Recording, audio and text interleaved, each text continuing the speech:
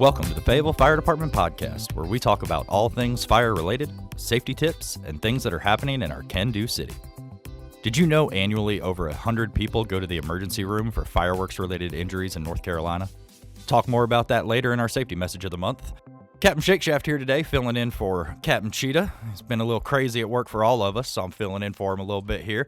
Joining us today is Mark Gooden from Cape Fear Valley EMS, or Cape Fear Valley Health System. How you doing today? I'm doing great. Thank you for having me here. Man, how long have you been with Cape Fear now? So it's been about 8 years. 7.5 of those years have been out in the medic truck, and then the other half of it now back into the actual hospital with trauma services. Gotcha. I thought it was longer than that, honestly. I remember back when I was on the road, you were on a truck, and we had some good times out there. 100%. So tell me a little bit about that new role. Both you and I have kind of, in our career, progressed into a different kind of role, no longer out on the trucks every day. What are you doing now? Yeah, definitely. So my official title, very long, Injury Prevention and Community Outreach Coordinator, directed more towards with trauma services.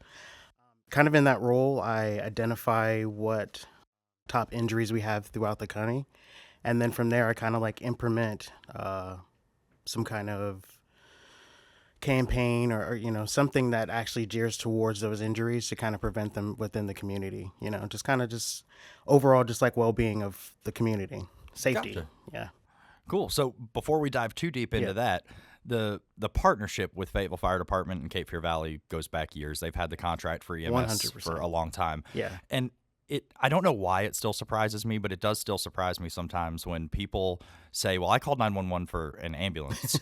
Why is a fire truck here? Right. So they don't even know that all of our firefighters are EMTs, that we're part of this larger health system in the county, right? Yeah, so how's that partnership been evolved, I guess, over the time that you've been here in 8 years? How's that partnership evolved between us and Cape Fear? It's absolutely amazing. I mean, just the partnership that we have, just the collaboration that we have, and it's not even just, EMS and fire, it's also PD too. Like, we're all one collective group in this community trying to achieve one sole goal, and that's just safety throughout the community. Like, I mean, we do so much stuff, like we do, CPR and first aid training and stuff like that. We do the safety day that we're always collaborating together with.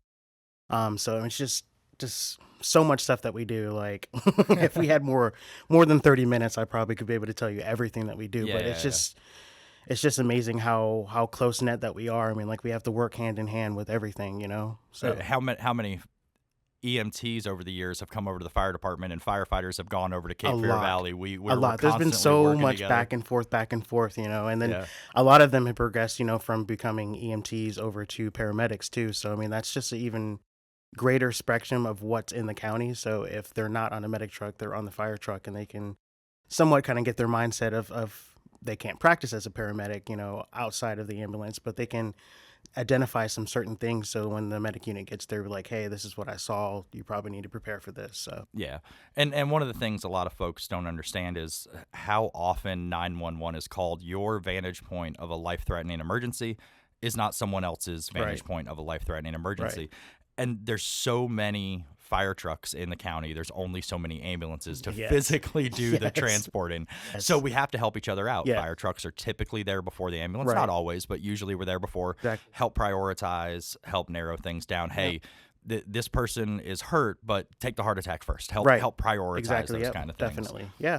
And it takes the strain off of us. You doing actually triaging before we get there to help, again, just like you said, to identify who's actually the sickest first and what we need to focus on.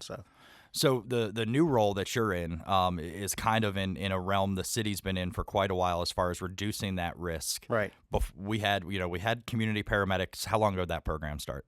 Oh, a while ago. I mean, that's been around for at least 10 years, right? And it has blown up, these past couple of years or so. I mean, they've gotten really, really heavy in the community. Yeah. So we have to be there to help each other out because the system is so busy. Exactly. So now we're looking at ways where we have positions in our organization, and now with your position, how can we prevent having to even go to begin with? How can we stop the incident before the incident ever happens? That injury prevention, that community risk reduction model that we're looking at. And I'm assuming that's what with your Yeah, definitely. Your injury prevention. That's kind of your world now. Right. Yeah. Yeah. I mean, again, it's been an uphill battle. Working in this position. I mean, I've only been here for about 5 months, 6 months now. I'm learning that the key thing to it is collaboration. So I feel like everyone's main goal is safety, safety, safety, and we want to prevent these stuff. But I feel like we're all working kind of separately. So I think the main thing that we need to do is all collaboratively come together and actually tackle, these issues together. Um, that's like the main key thing there is just actually all of us collectively coming together and working together and not just separately without in the community. And I think that's what's been great about having our Office of Community Risk Reduction Yeah. has built and expanded over the last couple of years. Yeah. Your position's been created. Yeah. PD now has a community outreach coordinator, Yes. and we can start to align these things so we're not Exactly. doubling up on work.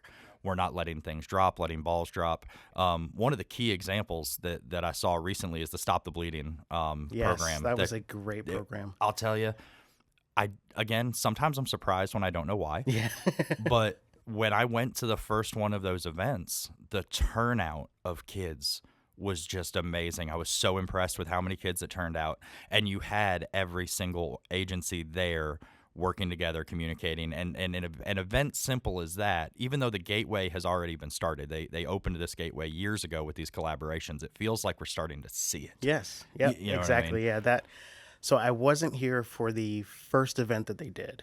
I've read up on it. I've watched the notes and I've looked at the videos, and it was absolutely amazing.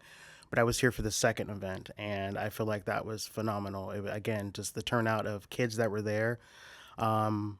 It's amazing. It's just like the community coming together for the cause of gun violence and understanding that that is a major issue in this county. It's literally the second leading largest injury that we have in the county right now is gun violence. Like, it is rampant and it's heavy, and it's important that the community comes together and learn about its risk and its dangers and what we can do to prevent it. So yeah, it was great. And what to expect when responding to it also. So we want to prevent it from ever happening. We want to stop, whether it be something as bad as a shooting or something as simple as removing hazards from public spaces that people are tripping on or falling on or things like that. We focus on that, but also educating the community on what to expect when they call 911. Exactly. Yep. What are they going to hear on that 911 call? What questions are they going to be asked and why? What are the EMTs going to do when we show up? Exactly. Yep. That was part of the first event that we did, and that was really, really good to see them because they don't know. They're always calling, when their emergency is, so they're not really focused on everything, and they want to know and ask questions. So that was a moment for them to ask questions and to see what happens and, to get comfortable. I mean, not that you need to get comfortable with it, but, you just expect and you know what to expect when you call 911. So. One of the things with public education, I tell people a lot when I'm teaching is I don't expect you to remember everything that I'm teaching you right now. Yeah, no. But in that moment, if something happens, you're going to think back and say, wait a minute, Captain Shakeshaft told me about this. Or Mark told me this was going to happen, and I kind of remember what he meant. So I'm going to trust. That's that building that public trust, that they're going to trust us to do what we do when we show up.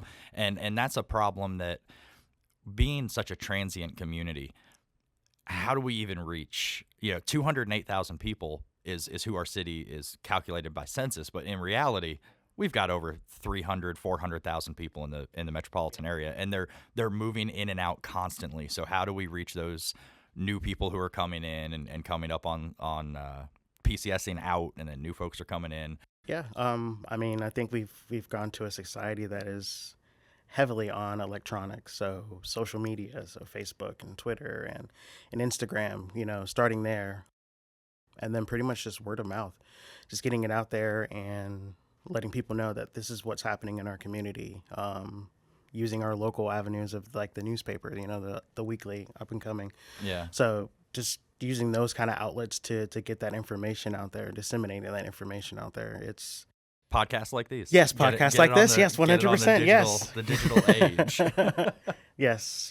Like, so we definitely have to get to the digital age because that's where we're getting. That's pretty much where we are right now.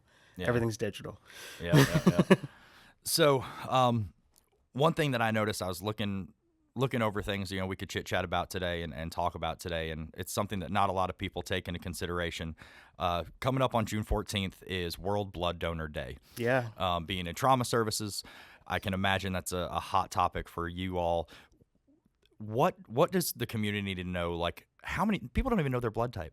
What does the community need to know when we're thinking about World Blood Donor Day? The only way you're going to know that that's even a day is if you're listening to that podcast today, Right. Yeah. or it pops up on your phone as an alert in your Some calendar, random right? thing. Yeah, definitely. So what's important both in the pre-hospital setting with blood donations and how vital it is and all that jazz? Yeah, so definitely. So understanding that is that we normally encourage people to donate at least 56 between like every 56 days if they're actually eligible. Universal donors, so O negative is like our top priority. If you're O negative, please definitely donate. So we use about 1,200 units of blood each month throughout the actual system itself. And that pretty much, those donations in this county are used only in this county, and it's pretty much between our entire health system. So the main campus, Harnett County, Hope County, Bladen County, and some of the surrounding counties that we actually. So if you're donating blood here, it is most likely going to save somebody's life right here in Cumberland County. Yes. That's good to know. That's good to know. Help motivate folks. 100%. Yeah, definitely. So it is important that you donate blood. I mean, because we're always having a shortage. So, if you can donate again in those 56 days every day, every time that you have an opportunity to, please just definitely donate. If you want to and you need information on where to donate, you can go to savingliveslocally.com. And then our blood donor center is on Village Drive. It's across from the emergency department. It's open Monday through Friday, 7 to 5. And then every third Saturday of the month, it's open from 8 to 12.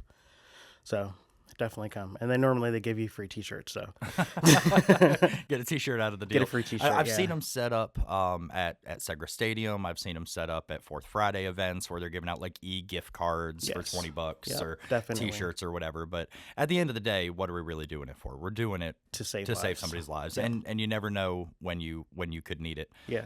What about, we've talked about fire department responding with y'all. What about in the pre-hospital setting? Is that something that we're able to do in an ambulance also, is utilize donated blood if it's needed in pre-hospital? Yes. So we've actually started carrying whole blood on our QRVs. So for those instances that we have a traumatic injury and we're not identifying that you need blood products, we're actually able to deliver that out in the field now.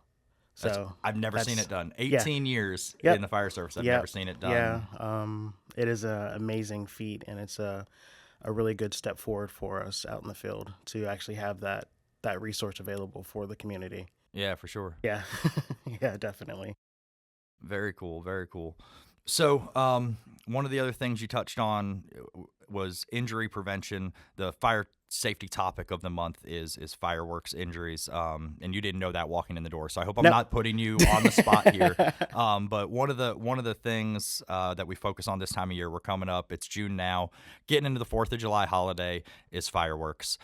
In North Carolina, any fireworks that explode or leave the ground are illegal. However, we are right next to South Carolina, and everybody knows, it's you're taking that trip down to south of the border. It's always a challenge when you get this close to a state where it's legal. Yes. That you're going to have them, you're going to see them in your neighborhood, but we need to recognize that not only are they illegal, but they're illegal for a reason. They're dangerous. They're causing injuries. Over 9,000 people nationwide are treated annually for fireworks-related injuries. And 62% of those are happening next month during the 4th of July. That's when it's happening. So we, as the fire department, want to encourage our communities that you may be doing the right thing, but your neighbor not doing the right thing could cost your home. It could cost a limb. It could have devastating effects in a population-dense area. And again, I don't mean to set you up for failure. I didn't you're good. tell you we're going to talk about this. But what kind of stuff do we see? What's the most common injuries that we're seeing coming in 4th of July timeframe when it comes to fireworks? So you're seeing a lot of burn injuries. You're seeing a lot of, missing fingers. So that's pretty much they get bulk of it. I mean, there's a lot of burn injuries and a lot of missing extremities that you get because people, you buy these fireworks, you don't really read up on them. You just assume, okay, well, cool, this is where I light it at.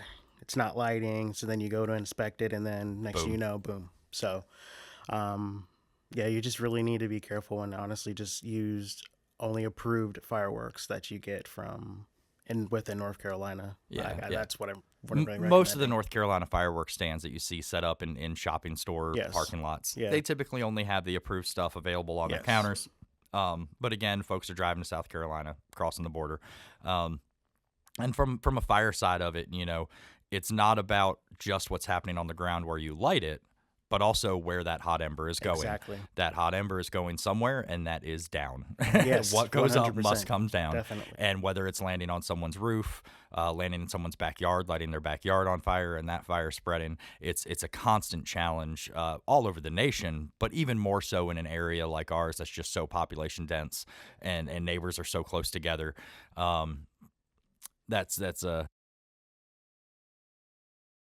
It's not going to happen to me until it happens to me. Yeah, exactly. That and mindset. And I think that's everybody's mindset with every injury that you possibly can go out. So when we do these safety talks with people and tell them like, hey, this is what's going to happen, this is what's going to happen, and they're normally just sitting there and you're just thinking, oh, this is never going to happen to me ever, ever, ever, until it does happen to you. And then you'll probably think back and you'll be like, I remember that they were talking about this and they said that this could happen. And I was sitting there and just thinking that this could never happen to me. And now it did. So just keep that in mind. Yeah. So when someone does suffer a burn, or even when it's non-fireworks related, when a burn happens in Fayetteville or Cumberland County, one thing that has really impressed me over the last year, Cape Fear Valley has increased their capacity for flight. They're actually flying people to Cape Fear Valley now, which is just mind-boggling to those who have been here for 15 or 20 years, that we're no longer flying people out of Fayetteville. We're flying people into Fayetteville is awesome. Yeah. And it's not a lot of people know that. Very few people even know that's happening. But I think burns are kind of one of those exceptions. Where are those people if you're – I don't want to try to scare. I don't want to play scare tactics, but God forbid something goes wrong and here you are with a 3rd-degree burn. What does that look like? Where are you going next? So you'll be going straight to UNC at the burn center. That is exactly where we send all of our burn units. Burn victims will go to UNC. We will, if they come into the hospital, we will stabilize them. We'll call, our helicopter, and we'll send you up to the UNC where, it's going to be a long road for you. Long road, yeah. Yeah, burn injuries are nothing they're nothing to scoff at. You think your concern isn't what's happening right now. It's 3 weeks from now. Exactly, yeah. It's that infection and things like that later on down the road that's the problem. So 100%, definitely. So really, I started off talking about the relationship that we have. The last thing I want to do is kind of give that last little educational piece to folks about our healthcare system here, because this podcast is about all things fire. Yeah. Well, the Fayetteville Fire Department is 60+% EMS related calls. Yeah. So I kind of want to wrap up just with an educational piece explaining to the community how that health system works, starting from from when you call 911, really. Mm-hmm. So I'll kind of touch on that and then switch over to you when we get to the ambulance side of it. But when you call 911, that's the start of the healthcare system, the emergency healthcare system here in Cumberland County. Exactly. And all of our dispatchers are asking very specific questions for a reason, to get the right information, to get you the right help as fast as possible. What a lot of folks don't know is the Fayetteville Fire Department uses what we call fast tracking. And is the county doing that as well now, where they ask a couple quick questions and it's immediate dispatch? Yeah. So you call 911. What's the address of your emergency? Do you need police, fire, or EMS? And immediately we are dispatched. So within a minute and a half, we're on the road even before we know exactly what help you need. We know you need an ambulance or you need police. We're on the road immediately as soon as we know that. And then we're getting this information as it's coming in. So the fire truck shows up and you're like, why is the fire truck here?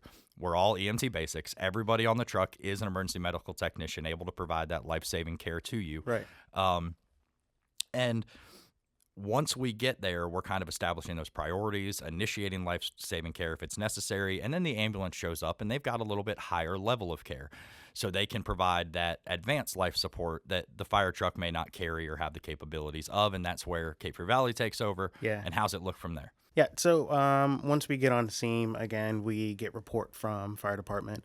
And then from there, we pretty much go to our diagnostic tools. So we have our life pack, so we can do cardiac monitoring, we can do blood checks, we can administer medications. So it just depends on the severity of the actual situation. You know, we can cardiovert. You know, there's just a lot more stuff that we have, and it's essentially an ambulance is like a miniature hospital on wheels, if you can say. And then from there, we book it up to the hospital. I mean, it depends on what the situation is. So why in some cases might not you leave so rapidly? So sometimes people ask me all the time, okay, they're on the ambulance. Why are you still here? So what are some reasons that we might have to kind of sit for a minute and kind of get things, I don't want to give it away, get things squared away before we leave? What are some reasons for that? Again, it's just more or less stabilizing. If we're going to be sitting on scene a little bit, we want to actually stabilize the patient. There might be certain skills and stuff like that we don't want to do while we're actually traveling down the road. So yeah, it's a bumpy ride in the back of that ambulance. Yes. And we got to have seatbelts on. It's a very bumpy ride. Yes, 100%. Yeah. The back of the truck is... It's great. I don't want to give it away, but it's great time back there. But sometimes we just need to stabilize our patient a little bit because we're so close proximity to the hospital.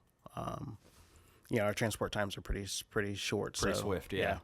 100%. So you guys you get diesel therapy as fast as you can, get to the hospital. Once they get to the hospital, you're transferring care to the ER, whoever it may be, whether it's a trauma unit or a medical emergency, whatever the case may be. And it doesn't just end there. One of the cool parts that we've done over the last few years is tracking outcomes to the point where we actually get to, if you have somebody who's a cardiac arrest save, we get to know and meet that person and hear their story that they're walking out of the hospital after being clinically dead. We actually get to be a part of celebrating that win and that outcome. And I thought that's so cool is when we started doing what's it called, the Heartfelt Banquet. Heartfelt Banquet, yes. Happens every February. It is an absolutely phenomenal program and a time, again, just to be within the presence of just absolute heroes and survivors and just hearing their story and getting to meet their family and, actually just connecting because, I mean, again, in emergency situations, I don't have time to be like, hey, this is, I'm Joe Bob over here and I'm going to be taking care. It's more or less rapid transport, getting them to the hospital and getting them definitive care that we need to. So it's a time just to kind of just sit back and actually get to know the person that saved your life. And this whole process, we talked earlier about collaborative efforts. We're really working hard right now to build the collaborative prevention efforts. Mm-hmm. And we've already shown that the collaboration works with what you're seeing on the streets in response. So from the 911 dispatcher, which is managed by the police department here in the city, and it's managed by the county. In the county, they have the county manager manages it there, to the fire department that's managed by the fire chief, then the EMS system that is managed by it's Cape Fear Valley system, but managed by an EMS chief. Right. And then we get up to that doctor in the emergency room who we call our medical director, who even the firefighters on the fire trucks answer to our medical direction there at Cape Fear Valley. So there's that continuity of care and understanding of what everybody's roles are. Exactly. We've shown this collaboration, it works, and it saved lives. Yes. And I'm excited for the future of what we can do, whether it be the injury prevention from your, I shouldn't say whether, with the injury prevention on your side, the community risk reduction on our side. There is no more sides. We're coming together, we're working together, and I'm excited for the future. So I wanted to make sure that I got you on the podcast with us to kind of talk about that stuff. Anything else? Yeah, so actually. Yay, he's got something. I like it.